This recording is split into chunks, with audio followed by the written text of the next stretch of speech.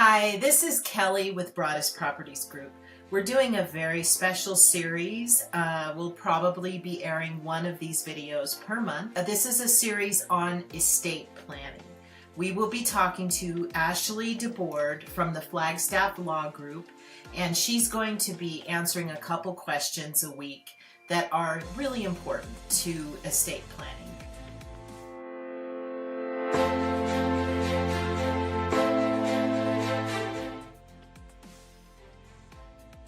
An estate plan is essentially a legal plan for your incapacity and death, and the plan is all documented in writing and set up in a form that's going to be legally enforceable. It's going to identify basically who can make decisions for you if you're no longer able to make them for yourself, and how those decisions are going to be made. It's also going to specify who receives your assets after death. So, and also what process those assets have to go through to get to the right beneficiaries, and basically who's going to be entrusted to care for your children or other dependents if you have them.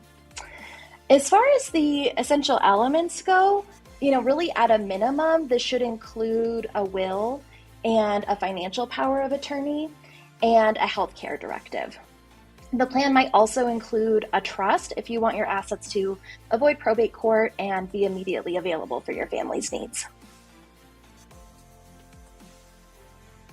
Well, essentially, if you don't have an estate plan, the state has one for you. So the state law is going to fill in the gaps. That might be different for each state that you live in or where your property is located in.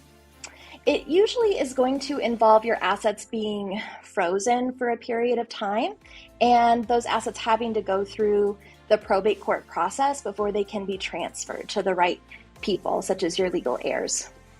So state law is basically going to be in charge of the process, who receives your assets after probate, what your assets have to go through in the meantime, and also the timing that your heirs, like your children, are going to receive an inheritance. So for instance, in most states, that's going to be age 18. It's still really important, and that's a common misconception that I hear, is that if I'm married, won't state law kind of take care of everything the way that I would want it to go anyway.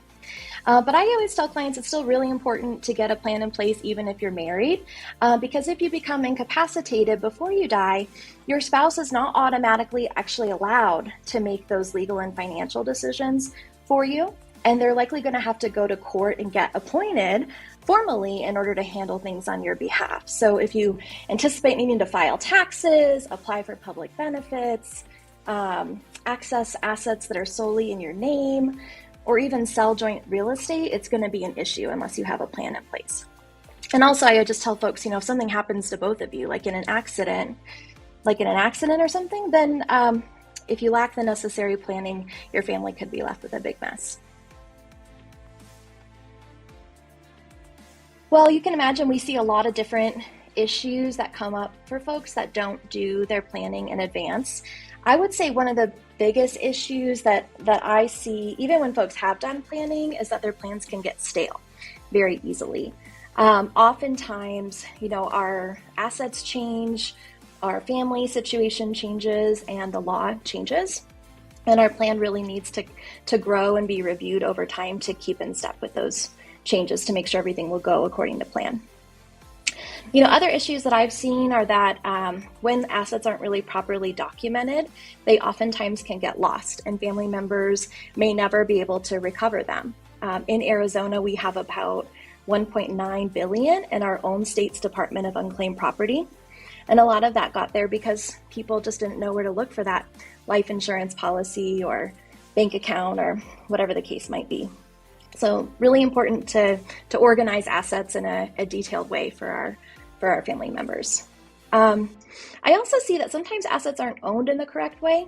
A lot of people don't realize that the way we own our assets or designate beneficiaries can actually override the legal documents that we create. So that's a really important thing to be guided by an attorney to own your assets in the correct way.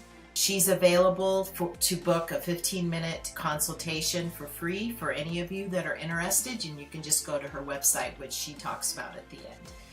This is Kelly Broaddus with Broaddus Properties Group. 928-606-6749. We look forward to serving you.